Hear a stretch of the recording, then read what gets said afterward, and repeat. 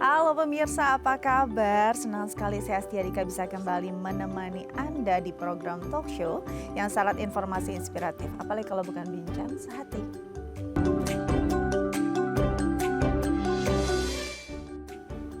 Pemirsa, bincang sehati memasuki usia senja atau lansia gitu ya. Lanjut usia kayaknya makin banyak aja gangguan kesehatannya. Mulai dari penurunan fungsi ingatan, penglihatan, metabolisme, dan juga bahkan sampai penurunan selera makan. Nah, ini akan menjadi topik kita hari ini tentang bagaimana gangguan makan pada lansia, gejalanya, dampaknya, bahkan mungkin bisa berbahaya untuk kesehatan lansia itu sendiri. Nah, tapi sebelum itu kita akan bahas dulu nih mitos atau fakta seputar nutrisi yang diasup oleh kita. Yang pertama adalah hindari makanan manis saat sarapan. Padahal itu kayaknya lumayan praktis gitu ya. Kalau kita makan makanan manis saat sarapan, misalnya roti dengan selai, roti dengan isi selai isi coklat atau selai dengan isi Nutella gitu. Kayaknya paling gampang tuh masuk kita makan di pagi hari, apalagi dengan kopi ataupun teh manis. Nah, ini bukan cuma untuk kita, bahkan untuk si anak-anak kecil, makanan manis kayak makin mudah untuk jadi sajian sarapan atau makanan pertama untuk si kecil. Tapi kalau lihat datanya nih, justru makanan ini bisa meningkatkan atau membuat justru penurunan energi sepanjang hari karena gulanya langsung naik, habis itu turun gitu kan.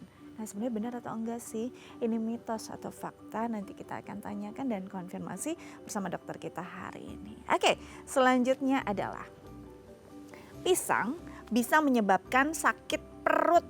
Nah, biasanya justru kayak pisang tuh kayak comfort food gitu gak sih kalau kita lagi sakit atau lagi rasa gak nyaman gitu ya.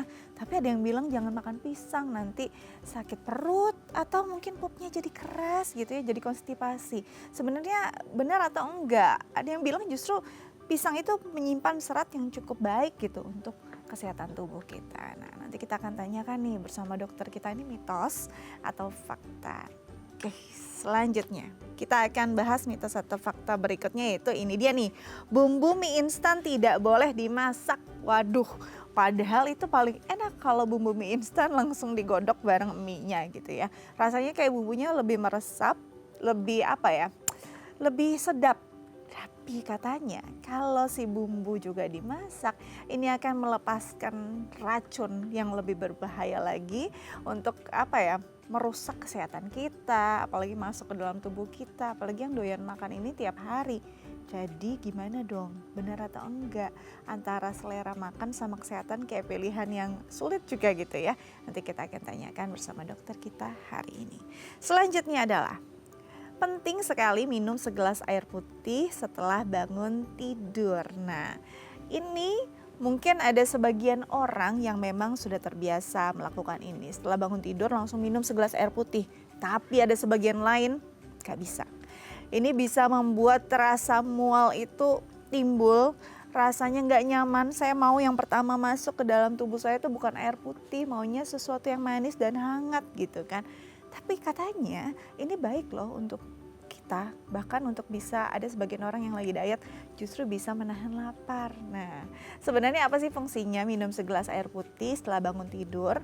Baik atau tidak? Apakah ini cuma mitos belaka? Nanti kita akan tanyakan dan konfirmasi bersama dokter kita hari ini. Oke, selanjutnya adalah nasi akan beracun jika dipanaskan berulang kali.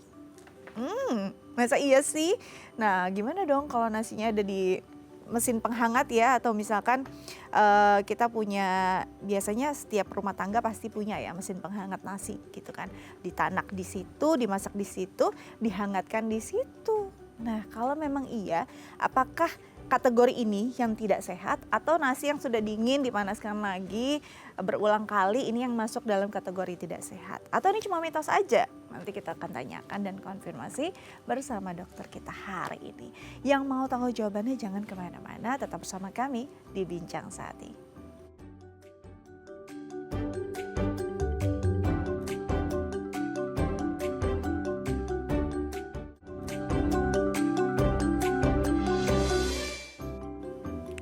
Baik pemirsa, kembali lagi bersama kami di Bincang Sehati. Di segmen sebelumnya saya sudah membahas beberapa mitos atau fakta seputar asupan nutrisi. Tapi itu pembahasan saya belum tentu valid adanya. Kita akan konfirmasi langsung bersama dokter kita. Hari ini sudah hadir bersama saya di studio Dr. Ferawati Sudarma M. Gizi SPGK, spesialis gizi klinik dari RSIA Kemang Medical Care. Langsung kita sapa dokter kita hari ini. Halo dok, apa kabar? Kabar baik, apa kabar Mbak Dika? Sekali, selamat datang di Bincang Sehati. Makasih sudah diundang. Oke, hari ini kita akan bahas dulu nih mitos atau fakta seputar asupan nutrisi. Penting banget ya, apalagi akhir-akhir ini banyak yang sudah aware sama asupan nutrisinya. Yang pertama yang mau saya tanyakan, mitos atau fakta sih dok, kalau kita tuh harus menghindari makanan manis saat sarapan. Padahal makanan manis itu paling gampang masuk di pagi hari gitu ya, apalagi untuk anak-anak. Kenapa harus dihindari? Ini mitos atau fakta? Baik, itu sebenarnya fakta. Oh iya. Ya, kenapa? Karena secara umum memang kita kan dianjurkan untuk menghindari makanan yang manis. Ya, itu yang pertama. Yang kedua, kita harus ingat bahwa pagi hari itu adalah waktu di mana kita berpuasa sebenarnya kan ya. Kurang lebih 6-8 jam. Akibatnya di situ kadar gula kita memang mengalami penurunan karena tidak ada intake atau asupan yang masuk. Nah, ketika kita membuka hari dengan makanan yang manis, tentu saja akan terjadi peningkatan kadar gula darah. Nah, idealnya mau kapanpun makannya harus ada protein, lemak, dan karbohidrat. Jadi makanan manis itu umumnya hanya karbohidrat, artinya protein dan lemaknya tidak ada. Sedangkan pagi hari adalah modal kita untuk beraktivitas sepanjang hari, ya kan ya Mbak Dika ya? Betul. Jadi ketika itu tidak seimbang, akibatnya seseorang akan cepat merasa lesu, kurang berenergi, yang itu yang menyebabkan tidak dianjurkan untuk mengonsumsi hanya makanan manis. Jadi lebih baik ada proteinnya supaya lebih ada tenaganya. Demikian. Jadi bukan berarti nggak boleh ada sama sekali si makanan manisnya, tapi tidak boleh hanya makanan manis. Karena memang harus bervariasi. Betul. Kalau kita cuma makan manis ya berarti nggak ada proteinnya, nggak ada mungkin yang lainnya gitu ya. Tok karbohidrat sama si gula gitu ya. Betul. Nah, impactnya juga nggak baik untuk sepanjang hari. Enak di mulut, tapi nggak enak di badan. Di badan, betul sekali. Oke, jadi memang itu yang harus diperbaiki dari asupan. Apalagi ini asupan pertama di pagi hari harus benar-benar yang bergizi. Oke, selanjutnya adalah mitos atau fakta dok. Kalau pisang itu bisa menyebabkan sakit perut. Padahal banyak yang bilang ini my comfort food gitu ya. Aduh, apa aja ya udah deh. Dalam kondisi apapun pisang kalau bisa ada di tas, bisa dimakan kapan aja. Tapi apa iya pisang tuh bisa bikin sakit perut? Nah, itu mitos. Itu mitos kan? Ya, betul, itu mitos sekali. Jadi penjelasannya nih ya, kalau misalnya pisang kita tahu warnanya berbeda-beda ya Mbak Dika ya. Dari yang mulai ada semburat hijaunya sampai yang kuning bahkan ada titik-titik hitamnya. Jadi artinya semakin dia matang, semakin kuning, maka memang kadar gulanya semakin tinggi. Seratnya biasanya akan semakin rendah. Sedangkan kebalikannya, kalau masih ada semburat hijau biasanya kadar gulanya lebih rendah, sedangkan seratnya lebih tinggi. Dari analisa penelitian sebenarnya apakah dia menyebabkan diare atau konstipasi itu sedikit sekali pengaruhnya. Karena sakit perut yang berhubungan dengan diare atau konstipasi itu banyak faktor lain yang berpengaruh. Terutama adalah air ya kalau konstipasi ya. Sedangkan diare itu sebenarnya tergantung juga dari apa yang kita makan. Nah, apabila semakin dia matang justru ada enzim yang baik sekali untuk pencernaan. Bahkan dikatakan bisa mencegah diare. Kalau kita ingat dulu waktu kecil kita diare suka dikasih ini ya pisang. Ya betul, karena itu juga membantu supaya mengurangi seratnya bertambah, mengurangi kadar diarenya. Jadi tidak ada hubungannya. Tetapi memang pada beberapa orang tertentu, terutama pada pagi hari, keasaman dari si pisang tersebut membuat orang menjadi sensitif. Gitu. Makanya balik lagi nih, kalau pagi hari sebaiknya memang kita mengonsumsi makanan yang ideal tadi ya, ada karbohidratnya, proteinnya. Nanti pisangnya mungkin disimpan setelah makan pagi yang benar gitu. Itu ya, jadi balik lagi ya ke mitos fakta pertama, jangan jadikan itu satu-satunya makanan. Betul sekali. Karena nanti akhirnya jadi nggak dapat nutrisi yang lainnya. Tapi kalau dibilang bisa bikin sakit perut, nggak sama sekali. Nggak sama sekali. 100% salah ya dok. Oke, jadi boleh, tetap boleh membawa pisang kemanapun ya, sebagai inilah istilahnya bantuan darurat. Ya. Tapi ingat harus makan yang lainnya. Oke, kita ke mitos fakta berikutnya. Mitos atau fakta dok? Nah ini nih banyak sering bingung ya, bumbu mie instan itu nggak boleh ikut dimasak. Padahal kalau ikut dimasak rasanya lebih sedap. Ini mitos atau fakta dok? itu adalah mitos. Oke. Betul. Jadi saya kalau bertemu dengan pasien gitu kan ya selalu bilang kalau kita mengonsumsi bahan makanan yang sifatnya sudah jadi, kemasan, itu dilihat bagaimana komposisi nutrisinya. Lemaknya, karbohidratnya, gulanya, garamnya dan lain sebagainya. Sekarang tambah satu nih Oke. hari ini, bertambah juga cara pemasakannya. Yes. Ya. Ya. Jadi kalau untuk bahan makanan yang memang butuh dimasak, kita harus lihat cara penyajiannya atau cara pemasakannya. Jadi kalau kita lihat beberapa memang dianjurkan penambahan bumbu itu terpisah pada saat pemasakan. Nah, apakah itu membuat menjadi berbahaya? Sebenarnya tidak juga. Tetapi ketika kita pisahkan, artinya kita bisa mengatur berapa banyak bumbu yang kita tambahkan. Oh. Yang pertama ya, misalnya orang hipertensi, berarti kan dia nggak boleh full tuh Mbak Dika, harus hanya setengahnya gitu ya. Nah yang kedua, kalau terlalu misalnya mie instan yang kuah, sedikit atau banyak kalau dari segi produsen akan mempengaruhi rasa ya, sedikit banyak kuahnya ya. Iya. Jadi oleh karena itu memang mereka merancangkan untuk dipisahkan. Nah kalau dari segi zat gizi sebenarnya ketika dia dipanaskan misalnya gitu ya, semua bahan makanan baik dipanaskan maupun didinginkan akan mengalami perubahan. Tetapi kalau bahan makanan tersebut atau makanan kemasan tersebut sudah ada BPOM-nya harusnya aman. Walaupun memang semakin banyak makanan kemasan artinya zatnya akan makin berakumulasi. Oke. Ya, misalnya kita makan sehari 3 kali, kan akumulasi tuh zatnya ya. Jadi itu yang akan mengalami gangguan pada kesehatan. Jadi sebenarnya boleh saja sebenarnya kita pisahkan atau masakan, tapi dari segi kesehatan lebih baik dianjurkan supaya dia dipisahkan. Oke, ikuti aja deh aturan yang ada di kemasannya ya. Ya, Berarti kita kan sudah melalui penelitian betul. dan melalui survei yang tepat juga. Ya. Mungkin dari segi rasa juga pasti sebenarnya lebih enak. Mungkin selama ini kurang nyamannya karena kebanyakan kuahnya kali ya. Betul. Dan buat saya lebih nyamannya kalau ada yang mau boleh, tapi dengan syaratnya bumbunya nggak boleh terlalu banyak. Seperti itu. Malah ada yang suka minta bumbu orang lain kayaknya biar lebih Nggak boleh. asin. Itu Itu yang yang nggak tidak boleh. Lebih ya soalnya kelebihan, nggak boleh apa-apa yang berlebihan itu ya. Oke, selanjutnya mitos atau fakta dok, kalau penting sekali untuk minum segelas air putih setelah bangun tidur. Ya. Sejauh mana sih? Soalnya masih banyak loh yang nggak bisa mual kalau minum langsung dibangun pagi. Kalau itu fakta. Fakta ya? Betul, kembali lagi bahwa kita itu berpuasa ya sepanjang hari. Kemudian kalau kita lihat akibatnya ginjal kita mengalami pemekatan dari urin ya. Kalau kita pipis pagi hari biasanya lebih berwarna, pekat. lebih pekat gitu ya, karena memang asupan airnya memang berkurang. Nah jadi kalau kita hitung-hitung berapa banyak sih ya, kan gitu ya, ada yang 3 liter, 1 liter, 2 liter, sebenarnya nggak perlu sebanyak itu. Biasanya kita sarankan tergantung dari berat badan seseorang ya, biasanya kita sarankan sekitar 200 sampai 300 ml pun itu sudah cukup untuk merehidrasi. Oke. Saat malam kita dehidrasi, pagi hari kita minum menjadi rehidrasi. Nah itu akan membantu kita untuk membantu tubuh supaya tidak kekurangan air. Dan ternyata air itu bekerja sebagai pembantu metabolisme. Oh ya. Ya, jadi kalau misalnya metabolisme malam itu agak sedikit menurun, kita minum air, dia membantu meningkatkan metabolisme. Jadi apa yang kita makan, pembakarannya lebih baik, kita juga lebih bertenaga. Gitu. Jadi itu benar sekali. Itu benar ya, Ya. itu fakta ya. Nah ini ada nih sedikit mungkin trik ya, bukan trik sih, akal-akalan kalau lebih ini ya. Diet ya kan, biar kenyang saya minum air putih aja dulu di pagi hari, biar saya kenyang bisa makannya nanti siang-siang. Ya. Sebenarnya ini salah apa enggak dok? Salah sih enggak, karena Oke. dari segi betulnya berarti kan dia terhidrasi. Ya.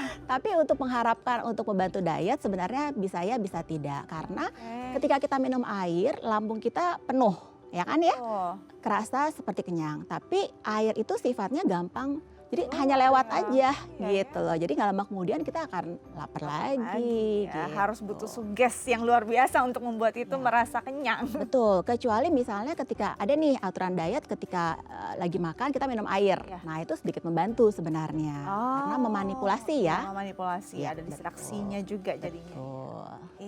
Itu dia ya. Oke, selanjutnya mitos atau fakta nih dok, ini yang terakhir. Kalau nasi akan beracun, ini nasi atau asis sebenarnya ya? Beracun jika dipanaskan berulang kali. Kita jawab dua-duanya nih. Kalau nasi dulu dok, kalau nasi itu sebenarnya kalau dipanaskan berulang kali boleh atau enggak? Apalagi kan kita sekarang pakai apa ya, Rice pemanas. cooker. Gimana tuh dok? Baik. Beracun sih tidak, tapi dari segi nutrisi sebenarnya semua makanan yang dipanaskan, dingin, panas lagi, dingin lagi, itu kandungan nutrisinya akan berkurang Ah, gitu. Maupun dipanaskan maupun didinginkan. Nah, terutama untuk bahan makanan yang berulang kali dipanaskan, memang cenderung mudah sekali bakteri itu masuk ya. Jadi kalau misalnya kita lihat suka ada yang binatang-binatang kecil gitu ya, itu ya. sebenarnya tanda dari adanya bakteri itu bisa nempel di situ, kemudian dia Yes. berkembang biak. Nah, itu membuat seseorang menjadi mudah dia makan, bakterinya masuk, akibatnya timbul deh tuh sakit perut, Iya. diare dan lain sebagainya. Itu yang disebut dengan keracunan makanan dari sisi itu. Yes. Tapi kalau dari sisi zat beracun yang sifatnya lebih tajam sebenarnya enggak. Nah, itu yang menyebabkan sebenarnya apakah lebih baik sekarang kan lagi model ya, Iya. dipanaskan itu makanan dingin, nasi Iya, dingin gitu ya. betul. Tuh, sebenarnya memang terjadi perubahan kadar glukosanya dari saat makanan nasi itu panas maupun dingin, tetapi tidak terlalu banyak. Yang kedua, biasanya orang udah dinginkan terus diangetin lagi, kan sama aja bohong ya. Iya. Jadi memang tidak terlalu berpengaruh sebenarnya. Lebih baik menggantikan jenis nasi tersebut dengan jenis nasi lain yang lebih rendah kandungan atau kadar gulanya. Gitu ya. Oke, jadi sebenarnya ada beberapa hal yang kalau kita lihat dari beberapa makanan gitu ya, yang memang kayaknya kalau bisa setelah dimasak ya dimakan aja gitu Satu ya. kali, betul. Fresh ya gitu ya. Betul. Karena kalau kita lihat ada beberapa hal yang ini masih berkaitan ya dok, kayak misalnya sayur bayam gitu ya. Ada yang bilang kan memang nggak boleh berulang kali. Ya. Yang penting juga tadi nih, yang saya rada bingung antara nasi sama ASI ya, Ya. karena tulisannya berbeda nih di Ya. sini. Kalau ASI sendiri itu kan juga katanya nggak boleh ya dok ya berulang kali. Tidak boleh. ASI kan ada masanya ya, Iya. masanya gitu. Biasanya apalagi kalau ASI yang habis kita taruh di freezer, Yes. kita lumerkan gitu ya, kemudian kita kasih terus kita diamkan, dinaikkan dipanaskan lagi itu tidak boleh.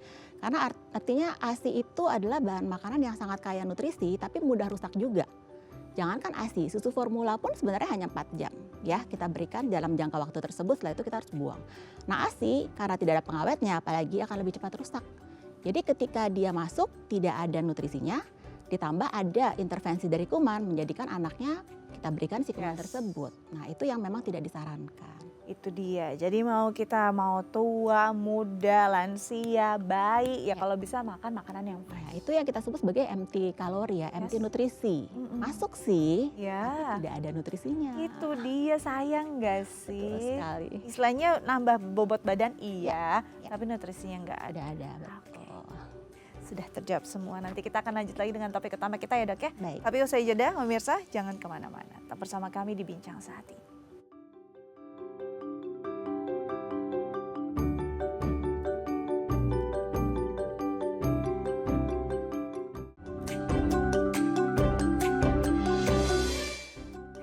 Baik pemirsa, kembali lagi bersama kami di Bincang Sehati. Kita akan bahas topik utama kita tentang gangguan makan pada lansia. Nah, bagi pemirsa di rumah yang mungkin punya pertanyaan terkait tema kita hari ini bisa menelpon kami di 0212903244 atau DM ke Instagram kami di @bincangsehati.tv. Kita lanjut lagi dengan dokter kita hari ini, ada Dr. Ferawati Sudarma MGizi, SPGK, spesialis gizi klinik dari RSIA Kemang Medical Care. Sebelum kita masuk pada gangguannya, Ya. saya mau tanya dulu nih, sebenarnya nutrisi yang dibutuhkan oleh lansia itu seberapa besarkah? Ada beberapa faktor yang mempengaruhi, apakah dari gendernya akan mempengaruhi, usia, bahkan keberat badannya dok? Untuk lansia, bahkan untuk secara umum ya Mbak Dika, jadi memang kita pertama berpengaruh dari usianya. Jadi kalau kita lihat patokannya di Indonesia kan angka kecukupan gizi ya. Itu memang sudah terbagi usia 65 sampai 80 sampai 80 ke atas. Kalau kita bicara lansia ya. Nah, semakin dia lansia 80 pasti akan menurun. Jadi dari segi usia pasti berpengaruh. Kemudian yang kedua, kita lihat juga bahwa pembagian kebutuhan makanan itu tergantung dari jenis kelamin. Bagaimanapun ya, walaupun sudah lansia tetap terdapat perbedaan aktivitas antara laki-laki maupun perempuan. Jadi tetap kita bedakan. Nah, yang ketiga tentu saja dari segi kesehatan seseorang ya. Kalau dia dalam kondisi ada penyakit tertentu yang membutuhkan spesifik nutrition, kemudian kalori yang lebih tinggi, itu memang pasti akan berbeda. Dan yang keempat dari segi penyakit juga berpengaruh ya. Kemudian yang berikutnya adalah dari segi bagaimana status gizinya. Jadi kalau misalnya lansia tersebut status gizinya sudah baik atau bahkan overweight, tentu saja kita harus menurunkan sedikit dibanding dengan yang memang dalam status gizi yang normal. Jadi hal-hal tersebut yang harus kita pikirkan untuk merencanakan atau mengatur diet dari lansia. Ini menarik ya, ketika kita bicara tentang status gizi itu nggak bisa dilihat dengan kasat mata kan berarti ya Nggak Dok ya? bisa. Nah, bagaimana caranya kita tahu status gizi lansia yang ada di rumah nih? Maksudnya kayak istilahnya kita tahu nih opa, oma atau orang tua kita punya status gizi yang baik. Karena kan nggak bisa lihat dari postur tubuhnya kan? Ya. Yang paling akurat kan kita ukur ya, Iya. dari saya. Jadi berat badan sama tinggi badan. Kalau untuk lansia sendiri sebenarnya kan tidak mungkin sekali aja ngukur tinggi badannya, kan nggak mungkin tambah tinggi. Turun mungkin mungkin tinggi badan tuh oke. mungkin turun ya, tapi kan nggak secara sebulan turun gitu Nggak kan nggak mungkin, signifikan ya betul. langsung ya. Jadi pertama kita ukur tinggi badannya, yang kedua adalah berat badan. Nah berat badan itu kemudian kita kalikan dengan indeks massa tubuh ya, untuk tahu batasannya seperti apa. Memang kalau untuk lansia dengan usia muda berbeda dalam hal batasan kapan seseorang disebut overweight atau obesitas. Apabila yang usia produktif kita sebut dia sebagai overweight di atas 23, pada lansia kita masih sebut dia normal. Oh iya? Ya, betul. Karena memang dari segi komposisinya tuh berubah gitu.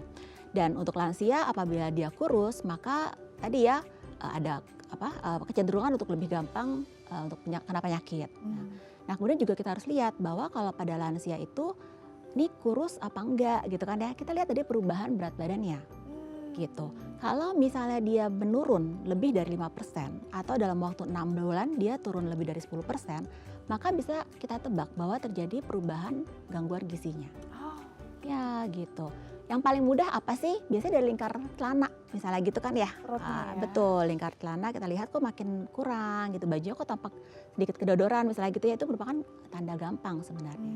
Sambil kita lihat apakah benar si lansia tersebut pola makannya memang mengalami penurunan gitu. Oke.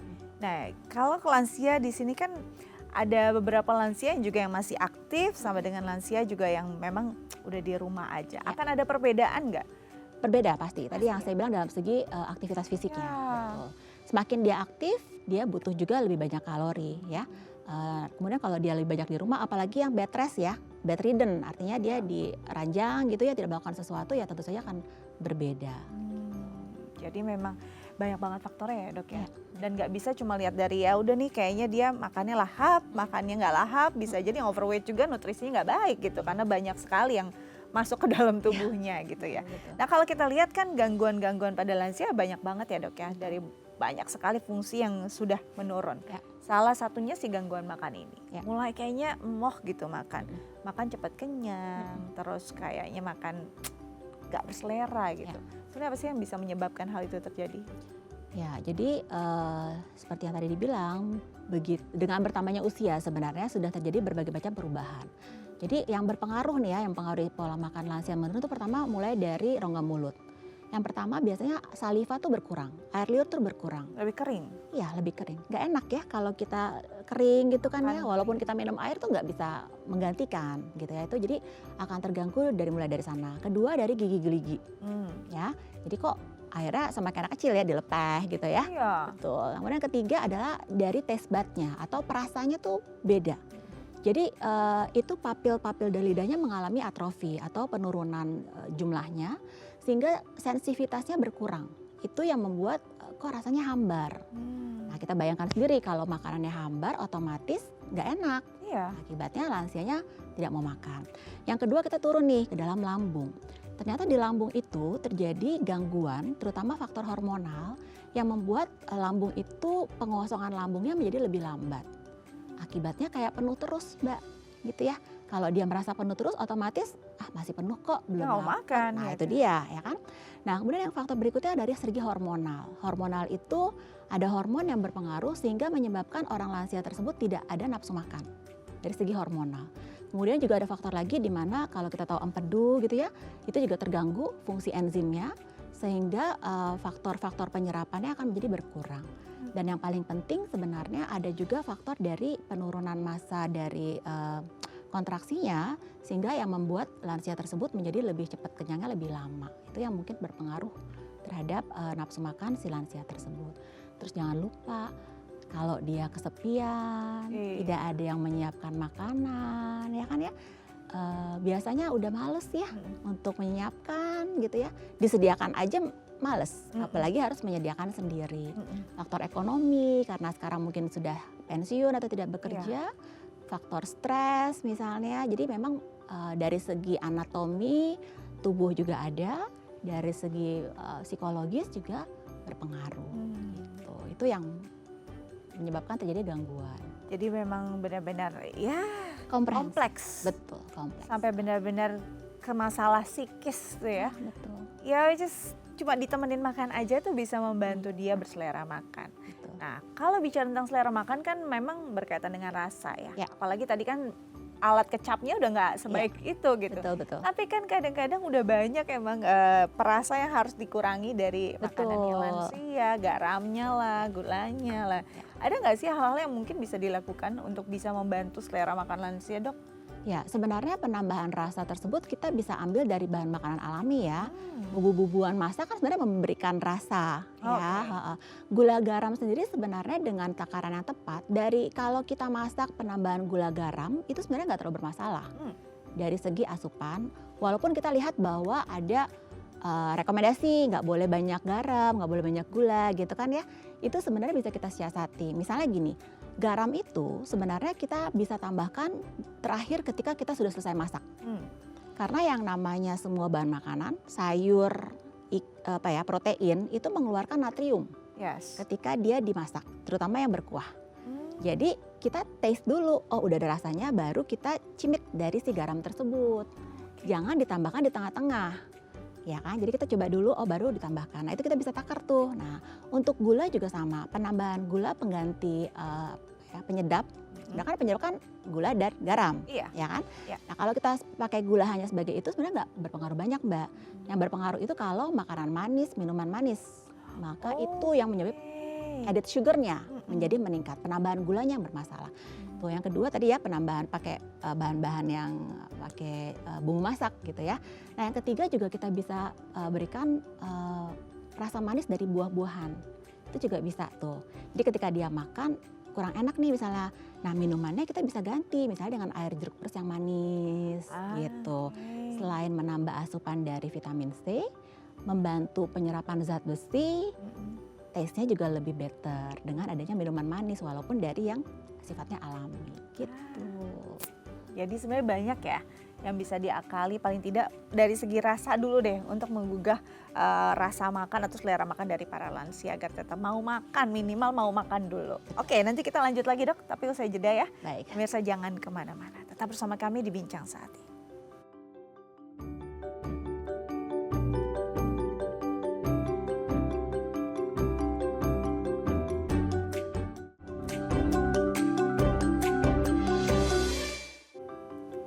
Baik pemirsa, kembali lagi bersama kami di Bincang Sehati. Kita masih membahas tentang gangguan makan pada lansia. Dan bagi pemirsa di rumah yang mungkin punya pertanyaan terkait tema kita hari ini, bisa menelpon kami di 0212903264 atau DM ke Instagram kami di @bincangsehati.itv. Kita lanjut lagi dengan dokter kita hari ini, ada Dr. Ferawati Sudarma MGizi SPGK, spesialis gizi klinik dari RSIA Kemang Medical Care. Oke, Dok, kalau kita bicara tentang gangguan makan pada lansia, ini kan nggak cuma masalah kayak anak kecil ayo makan gitu, nggak itu doang ya masalahnya ya, ngingetin makannya dan segala macamnya, tapi akan ada impact juga kan pada kesehatan tubuhnya. Yang paling sering terjadi ketika seorang lansia punya gangguan makan, apakah langsung ke arah malnutrisi atau sebenarnya udah mulai nih ada gejalanya, kita udah bisa baca nih sebenarnya nih udah ada gangguan karena masalah makannya. Jadi secara alami sendiri sebenarnya kan ketika kita bertambah usia itu mulai ada yang namanya penurunan massa otot, yang disebut dengan sarkopenia. Nah sarkopenia itu adalah penurunan massa otot, fungsinya juga strukturalnya berubah. Nah otot itu kan penting ya Mbak ya untuk sebagai penunjang dari si tulang tersebut. Nah masalahnya sarkopenia itu ditemukan kurang lebih 30% pada seorang lansia. Apabila dia nafsu makannya berkurang, otomatis sarkopenianya akan semakin berat. Nah masalah penurunan nafsu makan ini sendiri kurang lebih ditemukan pada 40% lansia tersebut. Efeknya apa? Otomatis pertama apabila ototnya berkurang, penunjang dari tulang tidak akan kuat. Jadi ototnya tidak ada ya penunjangnya tulang nggak ada ya gampang untuk kalau jalan tuh agak nggak Doyong pijak. ya. Ya, betul, tidak seimbang. Yes. Kemudian ketika dia tidak seimbang, akibatnya efek jatuhnya akan lebih cepat. Iya. Nah, ketika dia jatuh, ya tadi ya akan terjadi gangguan yang lebih panjang lagi urusannya. Yang kedua, makanan itu salah satu yang menunjang nutrisi kita untuk imunitas tubuh. Jika imunitasnya tidak baik, ya daya tahan tubuhnya berkurang, dia akan jatuh dalam kondisi penyakit, terutama yang sifatnya infeksi. Nah, makanan itu sifatnya membantu tubuh kita untuk mengganti sel tubuh yang rusak karena adanya infeksi. Makanannya kurang, infeksinya tidak bisa ditanggulangi, akibatnya komplikasi akan lebih sering, lebih banyak ya Iya. gitu ya. Jadi mungkin hanya flu biasa nih, kok bisa jadi pneumonia misalnya kayak gitu. Nah, itu akan menjadi tidak baik tentu saja untuk si lansia tersebut.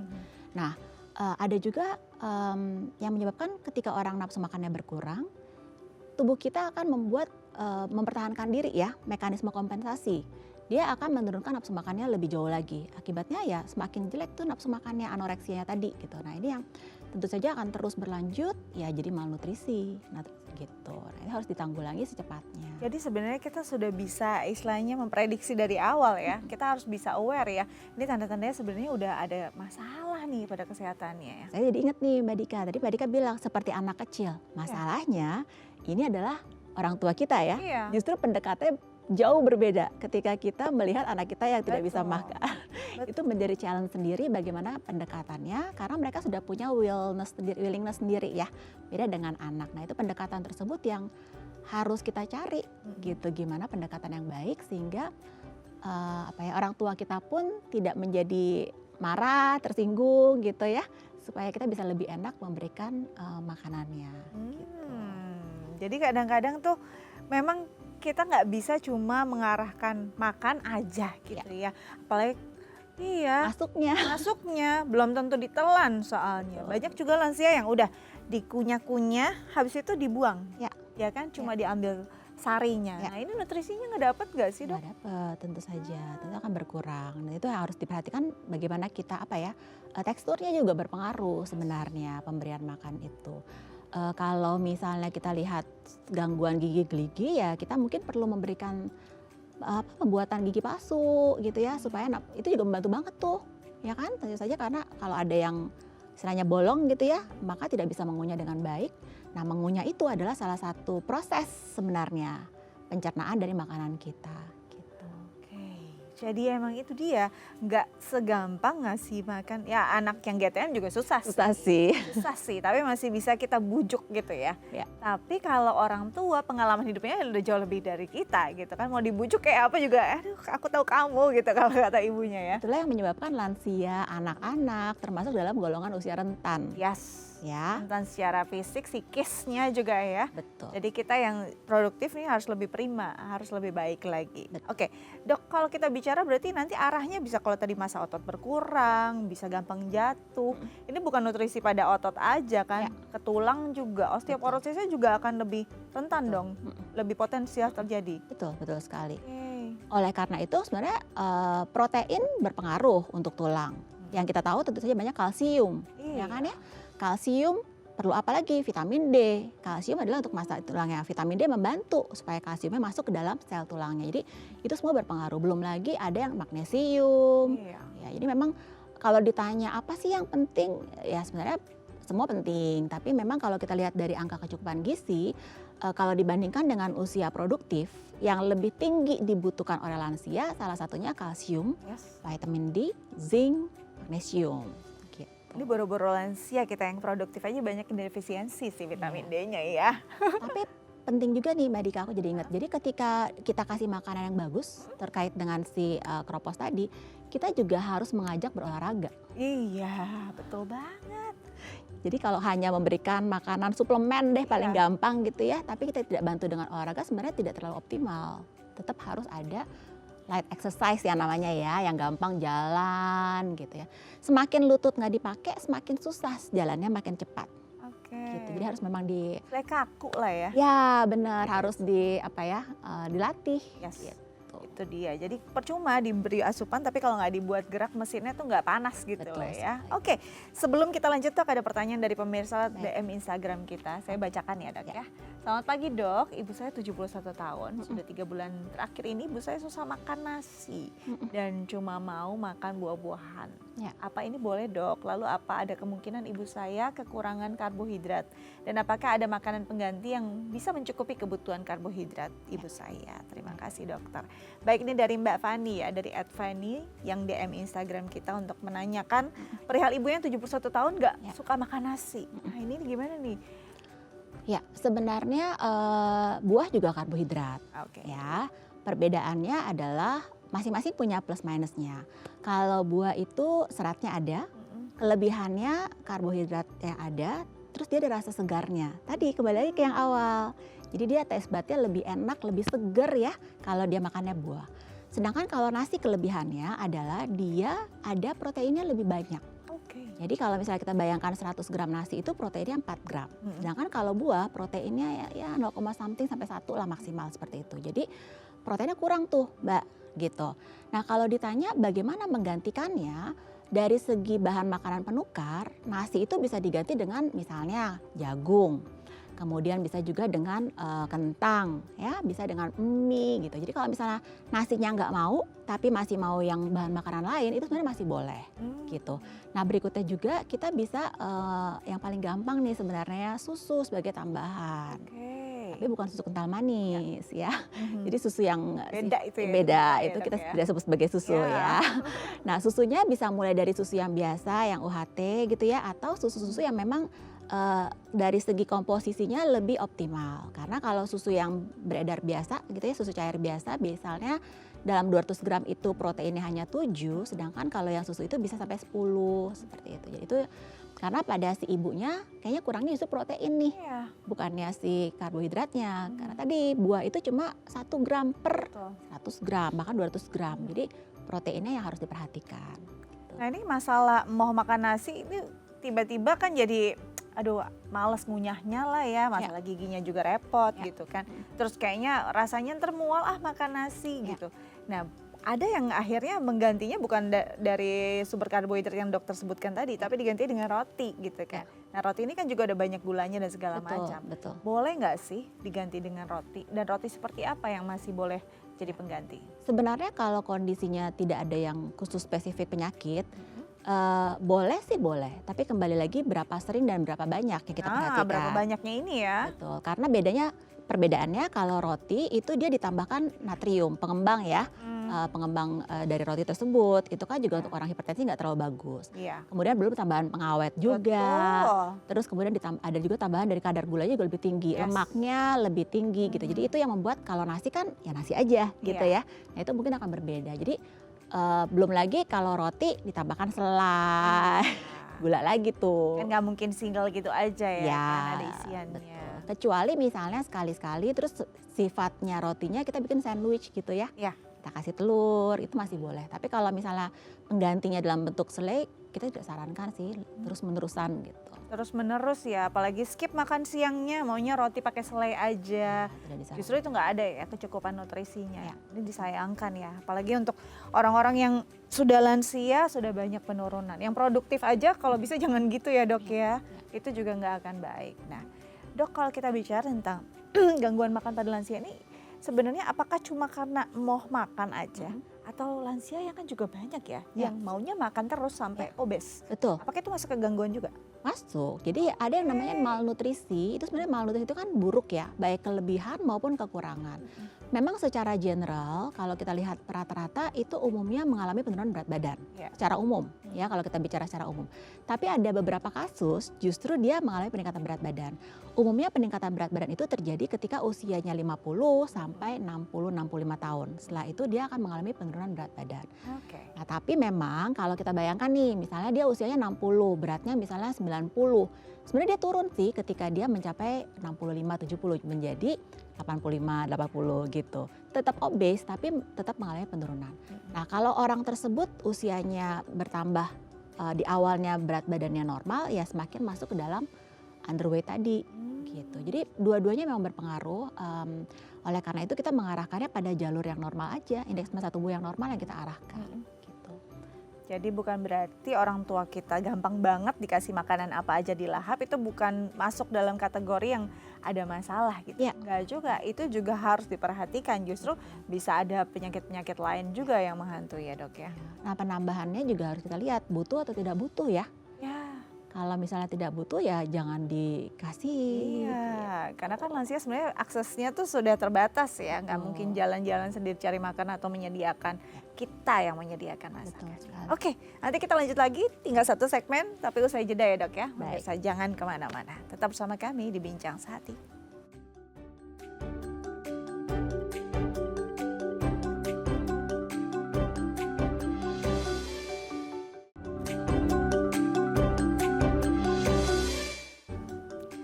Baik pemirsa, kembali lagi bersama kami di Bincang Sehati. Masih membahas segmen kita jadinya deh. Tema utama kita tentang gangguan makan pada lansia. Nah, bagi pemirsa di rumah yang mungkin punya pertanyaan, boleh menelpon kami di 0212903244 atau DM ke Instagram kami di @bincang_sehati.tv. Kita lanjut lagi dengan dokter kita hari ini, ada Dr. Ferawati Sudarma MGisi SPGK, spesialis gizi klinik dari RSIA Kemang Medical Care. Oke, kalau kita bicara tentang nutrisi, boro-boro nutrisi dok, boro-boro gizinya, makan aja udah syukur, masuk mulutnya udah syukur dok gitu ya. Tapi kan kita harus memikirkan apa saja kandungan yang dimakan dan masuk ke dalam tubuh lansia. Karena kadang-kadang akhirnya kita udah deh jalan ninjanya kasih aja suplemen sebanyak-banyaknya. Tapi sebelum masuk ke suplemen dok ya, saya mau tahu gizi atau zat apa yang sebenarnya itu paling penting. Urutannya tuh rankingnya 1, 2, 3 yang harus ada dan harus jadi asupan harian lansia. Semua penting. Tapi kalau ditanya dari segi dari segi prioritas, mungkin protein. Yang sering, kenapa protein? Memang kalau dari segi persentase yang terpenuhi dari 3 mikronutrien yaitu karbohidrat, lemak dan protein itu paling besar tetap persentasenya dari karbohidrat. Tapi karena lansia ini penting karena seringkali terbengkalai atau seringkali kurangnya tuh lebih seperti tadi pertanyaannya, karbohidrat lebih mudah, protein lebih susah. Sedangkan protein ini penting sekali untuk seorang lansia karena dalam tubuhnya itu sebenarnya sudah kekurangan gangguan metabolisme dari protein. Akibatnya apabila dia berkurang, fungsi protein kan banyak sekali dalam tubuh kita. Kita belajar ya udah lama gitu ya. Penyembuhan luka, pembangun, kemudian tadi kita bahas tentang otot gitu ya.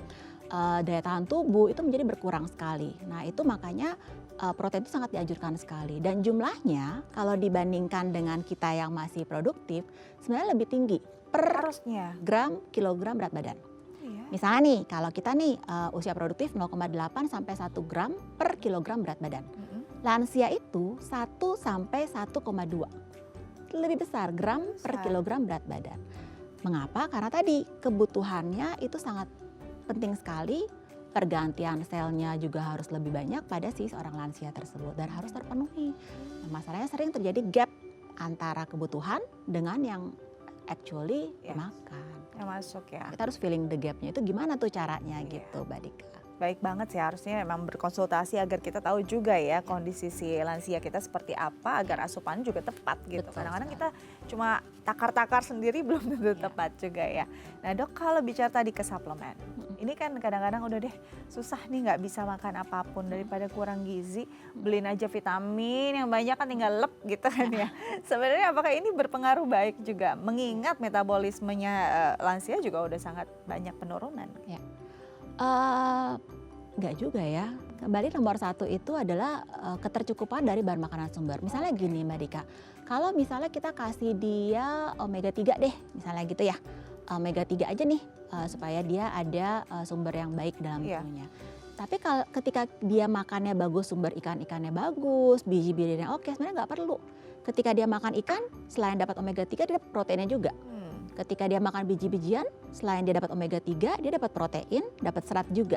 Jadi kalau kita ambil dari bahan makanan sumber, sebenarnya nggak hanya satu zat yang kita konsumsi. Yang berikutnya, kalau terlalu banyak vitamin yang kita makan, obat yang kita makan, itu butuh protein untuk menyalurkan ke seluruh tubuh. Balik lagi ke protein tadi. Jadi percuma dong ya. Jadi percuma. Jadi akibatnya karena dia tidak bisa disalurkan ke seluruh tubuh, tidak bisa di metabolisme dengan baik, akibatnya ya keluarnya ya tidak optimal gitu, dalam tubuh itu keluar aja gitu. Numpang lewat aja ya. Ya numpang lewat aja, dan itu yang menjadi tidak optimal. Lebih baik memang kita lihat dulu nih, perlu atau nggak perlu. Kalau misalnya kekurangan, kita berikan. Tapi kalau misalnya sudah cukup, tidak usah. Karena akan terjadi hipervitaminosis. Penyakit baru lagi tuh Mbak Dika, ceritanya lain lagi tuh nanti. Iya, betul. Gitu. Nah, itu dia. Ini kalau yang mungkin selain suplemen ada lagi masalah kan susah ngunyah dan segala macam, udah blender aja semua deh, balik lagi dong kayak ke anak bayi gitu ya. Terutama untuk buah-buahan lah yang lebih sering di blender. Tapi banyak yang bilang kalau di blender nutrisinya jadi jelek gitu kan. Nah, sebenarnya gimana nih Dok? Lebih baik tidak sama sekali atau berkurang? Ya. Pertama tergantung dari penyebabnya kenapa. Kalau penyebabnya karena susah menggigit karena giginya, ya tadi yang kita bahas ya, mungkin perlu dipakaikan gigi palsu. Yang kedua sebenarnya tergantung lagi dari jenis blender atau jus lah ya tadi yang kita bilang ya, yang kita berikan. Kalau penambahannya tanpa gula tambahan, nggak dikasih susu kental manis, mungkin masih boleh. Daripada tidak sama sekali, salah satu caranya gitu. Dan sebenarnya dengan tambahan itu tadi bisa mencukupi kebutuhan seratnya ya. Lansia kan sering konstipasi ya, susah buang air besar segala gitu ya. Ketika kita jus, kita tambahkan serat dalam bentuk buah tadi. Terus ketika kita jus kan kita tambahkan air ya. Nah itu juga bantu asupan airnya gitu. Jadi kita sebenarnya boleh banget selipin air ke jusnya. Nah itu dia, paling tidak ya itu daripada enggak sama sekali ya nggak apa-apa berkurang dikit. Yang penting kita telaten ya Dok ya. Aduh banyak banget nih ilmu yang hari ini kita bisa dapat untuk bisa kita aplikasikan pada lansia kita di rumah. Dokter terima kasih banyak. Terima kasih juga. Sudah hadir bersama kami di Bincang Sati, semoga bisa mengedukasi pemirsa di rumah. Tetap jaga kesehatan ya Dok ya. Sama-sama. Baik pemirsa, sekian Bincang Sati hari ini. Bagaimana tips dari dokter kami? Sudah dicatat semua. Semoga berguna untuk Anda menjaga kesehatan Anda dan orang-orang yang Anda sayangi di rumah. Saya Astia Dika pamit undur diri, tapi sebelum itu saya ingin mengingatkan Anda untuk mengunduh The iPlus di gawai Anda untuk bisa menggenggam inspirasi dan juga edukasi dimanapun, kapanpun. Akhir kata saya Astia Dika pamit undur diri, sampai jumpa.